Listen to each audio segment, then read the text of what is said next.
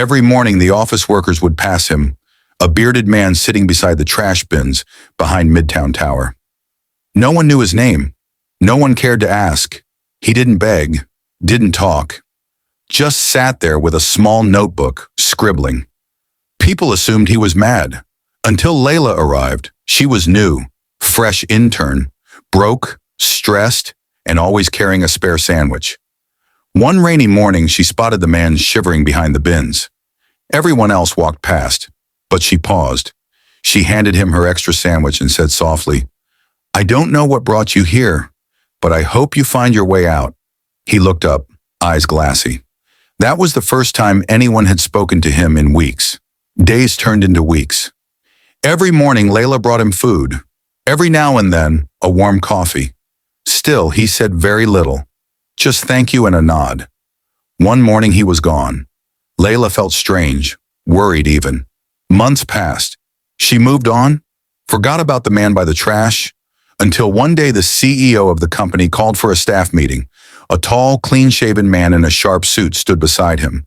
The CEO said, "Everyone, meet Mr. Daniels. He's our new director of innovation." And before you ask, yes, this is the same man who used to sit by our trash bins. Gas filled the room. Mr. Daniels smiled. "You judged a man by his worst chapter, but one person didn't. One person believed I was still someone worth saving." He turned to Layla, who was frozen, eyes wide. "She saw me when I was invisible. That kindness helped me climb back, and today I want her to join me as my executive assistant." Tears welled in Layla's eyes. Kindness didn't just feed a hungry man. It reminded him who he used to be and helped him become someone even better. You might miss out on our next interesting stories if you are not following us. Every Tuesday at 7:45 a.m., the same little boy stood outside my bakery, shoes dusty, backpack too big, holding exactly $1.10 in coins. He always bought the same thing, one butter roll. Didn't say much, just smiled, paid in dimes and nickels. Then he'd sit by the window, eat half, and wrap the rest in a napkin before heading to school. At first, I thought nothing of it, but week after week, rain or shine, there he was, same time, same smile, same roll. One morning I asked, "Why always just one roll?" He looked up and said, "Half for me, half for my mom. She gets dizzy if she doesn't eat."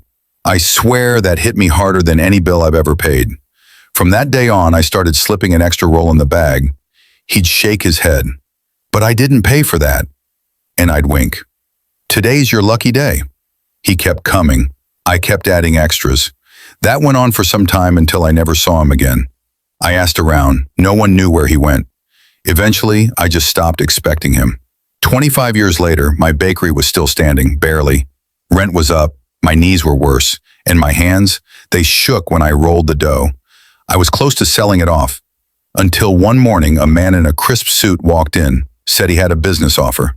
He wanted to franchise my bakery, keep my name on it, upgrade the interior, turn it into a community spot for single parents and kids.